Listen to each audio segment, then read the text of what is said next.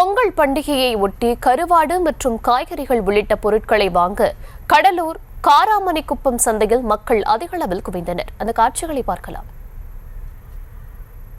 ஒரு 500 600 இப்படி கோழி அந்த மாதிரி இன்னைக்கு தீபாவளி வந்து பொங்கல் சந்தையால இப்படி இருக்குது விலை. இதுக்கு முன்னாடிலாம் கம்மியாக இருந்துச்சு விலை, இப்போ கொஞ்சம் விலை அதிகமாக இருக்குது விலை.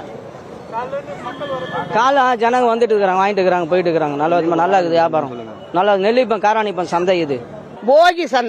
போகி சந்தை கூட பரவாயில்ல, கொஞ்சம் விறுவிறுப்பாக தான் ஓடுது. மக்களும் கொஞ்சம் அதிகமாக வந்து பழங்கள்லாம் வாங்க வர்றவங்க எங்ககிட்ட கருவாடும் வாங்கிட்டு போகிறாங்க. ஒரு நாளைக்கு நாங்கள் ஹோல்சேல் மாதிரி நான் அவங்க கிட்ட வேலை செய்கிறவங்க, அதனால் வந்து அவங்க சதாவ சந்தையில் வந்து 1 லட்சம் கூட விற்பாங்க, 50,000 விற்பாங்க, 60,000 விற்பாங்க, 80,000. அவங்க ஹோல்சேல்.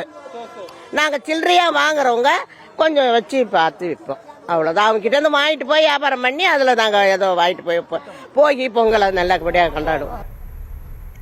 பொங்கலை ஒட்டி காராமணிக்குப்பத்தில் சிறப்பு சந்தை நடைபெற்று வருகிறது. இது பற்றின விவரங்களை தர இருக்கிறார் செய்தியாளர் பாரிவள்ளல். விவரங்களை வழங்கலாம். தர்ஷினி, வட தமிழகத்தில் கருவாடு விற்பனைக்கு புகழ்பெற்ற காராமணிக்கு சந்தையில பாத்தீங்கன்னா கடலூர் மாவட்டம் நெல்லிக்குப்பம் அருகே இந்த சந்தை அமைஞ்சிருக்கு.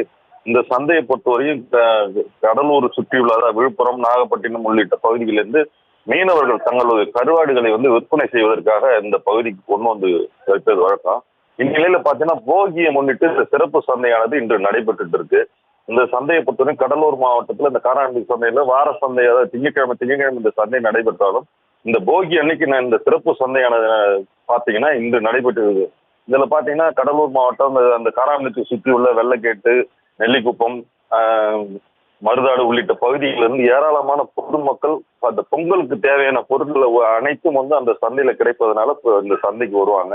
காய்கறிகள், கருவாடு, அந்த கால்நடைக்கு தேவையான வண்ண வண்ண கயிறுகள், நாட்டுக்கோழி உள்ளிட்ட இதெல்லாம் வந்து இந்த ஒரே இடத்துல கிடைக்கிறதுனால பொதுமக்கள் அதிக அளவில் இந்த சந்தைக்கு வந்து தங்களுக்கு தேவையான பொருட்களை வாங்கி செல்வாங்க. அது மட்டும் இல்லாம இந்த பொங்கலுக்கு தேவையான கரும்பு வகைகள், மஞ்சள் செடி, இதெல்லாம் வந்து இந்த பகுதியில் ஒரே இடத்துல கிடைக்கிறதுனால பொதுமக்கள் அனைவரும் வந்து அந்த செடிகளை வாங்கி தங்கள் குடும்பத்தோடு பொங்கல் கொண்டாடுவதற்கு சந்தோஷமா அனைத்து பொருட்களும் வாங்கி சென்றாங்க. தர்ஷன், விவரங்களுக்கு நன்றி பாரிவள்ளர்.